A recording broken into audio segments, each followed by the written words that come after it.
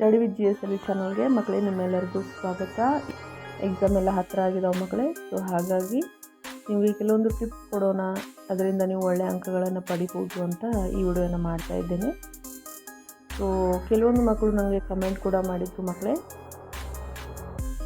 ನಾನು ಕ್ವಶನ್ ಪೇಪರ್ನ ಅಪ್ಲೋಡ್ ಮಾಡಿದ್ದೆ, ಅದರಲ್ಲಿ ನೀವು 80 ಔಟ್ ಆಫ್ 80 ಮಾರ್ಕ್ಸ್ ತೆಗಿಬೋದು ಅಂತ ನಾನು ಹೇಳಿದ್ದೆ.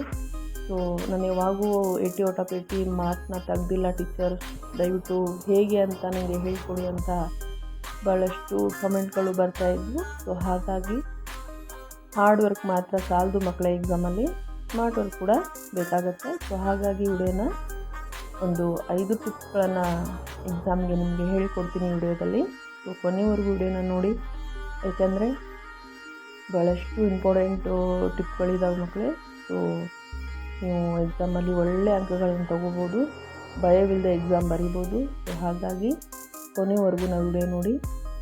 ಎಲ್ಲ ವಿಷಯಕ್ಕೂ ನಾನು ಸಪ್ರೇಟಾಗಿ ಒಂದಿಷ್ಟು ಟಿಪ್ಗಳನ್ನು ಕೊಟ್ಟಿದ್ದೀನಿ ಮಕ್ಕಳೇ. ವಿಜ್ಞಾನ ಆಗಿರ್ಬೋದು, ಗಣಿತ ಆಗಿರ್ಬೋದು.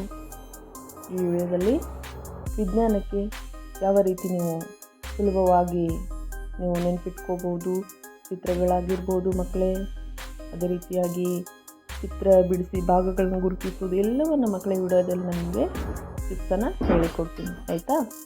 ಸೊ ವಿಡಿಯೋನ ಕೊನೆವರೆಗೂ ನೋಡಿ. ವಿಡಿಯೋ ಇಷ್ಟ ಆದರೆ ವಿಡಿಯೋನ ಲೈಕ್, ಶೇರ್, ಸಬ್ಸ್ಕ್ರೈಬ್ ಮಾಡೋದನ್ನು ಮರಿಬೇಡಿ. ಹಾಗೆ ನಿಮ್ಮ ಫ್ರೆಂಡ್ಸು ಫ್ಯಾಮಿಲಿಯಲ್ಲಿ ವಿಡಿಯೋನ ಶೇರ್ ಮಾಡಿ ಅಂತ ಹೇಳ್ತಾ ವಿಡಿಯೋನ ಸ್ಟಾರ್ಟ್ ಮಾಡೋಣ ಮಕ್ಕಳೇ, ಬನ್ನಿ.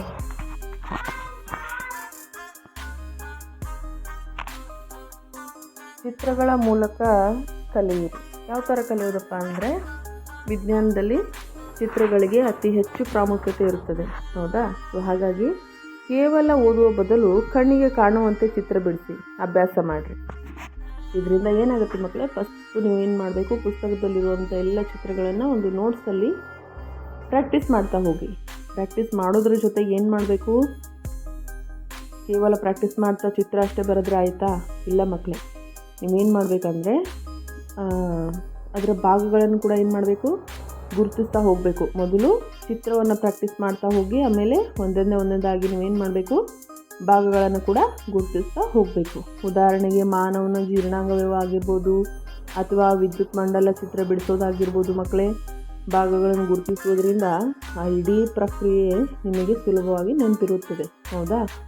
ಇವಾಗ 2ನೇ ಟಿಪ್ ಏನಂದರೆ, ನೈಜ ಜೀವನಕ್ಕೆ ಹೋಲಿಸೋದು. ಯಾವ ಥರ ಹೋಲಿಸೋದಪ್ಪ ಅಂದರೆ, ಜೀವನದ ನಿಯಮಗಳನ್ನು ಕೇವಲ ಪುಸ್ತಕದ ಸಾಲುಗಳನ್ನಾಗಿ ನೋಡಬೇಡಿ. ನ್ಯೂಟನ್ ನಿಯಮಗಳನ್ನು ವಾಹನ ಚಲನೆಗೆ ಅಥವಾ ಘರ್ಷಣೆಯನ್ನು ನಡೆಯುವ ಪ್ರಕ್ರಿಯೆಗೆ ಹೋಲಿಸಿ ನೋಡಿ.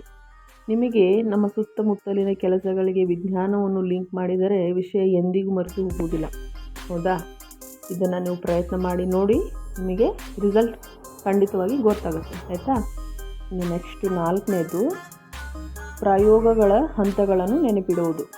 ಲ್ಯಾಬ್ನಲ್ಲಿ ಮಾಡುವ ಪ್ರಯೋಗಗಳು ಅಥವಾ ಪುಸ್ತಕದಲ್ಲಿರುವ ಆ್ಯಕ್ಟಿವಿಟಿಗಳನ್ನು ಕಥೆಯ ರೂಪದಲ್ಲಿ ನೆನಪಿಟ್ಕೋಬೇಕು.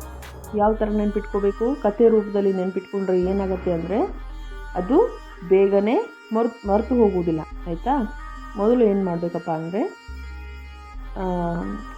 ಮೊದಲು ಏನಾಯಿತು, ನಂತರದಲ್ಲಿ ಏನಾಗುತ್ತದೆ ಮತ್ತು ಕೊನೆಯ ಫಲಿತಾಂಶವೇನು ಎಂಬ 3 ಹಂತಗಳಲ್ಲಿ ನೆನಪಿಟ್ರೆ ದೊಡ್ಡ ಉತ್ತರಗಳನ್ನು ಬರೆಯುವುದು ಸುಲಭವಾಗುತ್ತದೆ. ಇನ್ನು ಭಾಳಷ್ಟು ಇಂಪಾರ್ಟೆಂಟ್ ಪಾಯಿಂಟಿಗೆ ಬಂದಿದ್ದೇವೆ. 5ನೇ ಪಾಯಿಂಟು, ಸೂತ್ರಗಳ ಚಾರ್ಟ್. ಭೌತ ವಿಜ್ಞಾನ ಮತ್ತು ರಾಸಾಯನಿಕ ವಿಜ್ಞಾನ ಸೂತ್ರಗಳ ಗೊಂದಲ ಉಂಟಾಗ್ಬೋದು.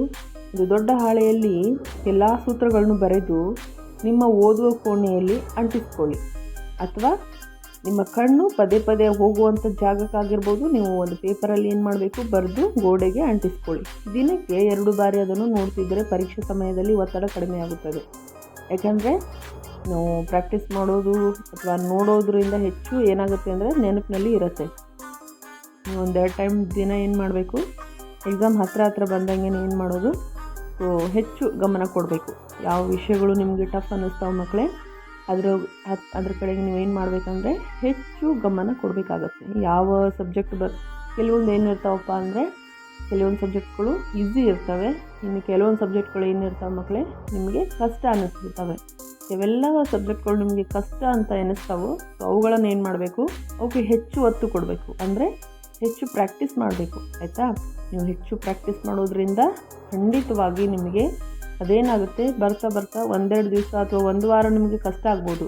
ಆಮೇಲೆ ನೆಕ್ಸ್ಟ್ ಇದೆಯಲ್ಲ, ಬಹಳಷ್ಟು ನಿಮ್ಗೆ ಅದು ಫೇವ್ರೆಟ್ ಸಬ್ಜೆಕ್ಟ್ ಆಗ್ತಾ ಹೋಗುತ್ತೆ, ಆಯಿತಾ? ಸೊ ಹಾಗಾಗಿ ಸರಿಯಾಗಿ ಓದಿನ ಕಡೆ ಗಮನ ಕೊಡಿ ಮಕ್ಕಳೇ. ನೀವು ಖಂಡಿತವಾಗಿ ನೀವು ಪಾಸ್ ಆಗ್ತೀರಾ.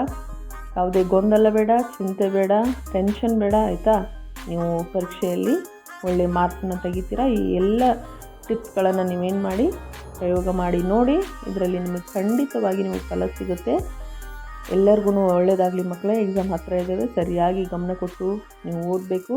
ಎಲ್ಲರಿಗೂ ಆಲ್ ದ ಬೆಸ್ಟ್. ನಿಮ್ಮೆಲ್ಲರಿಗೂ ಒಳ್ಳೆಯದಾಗಲಿ. Thank you so much.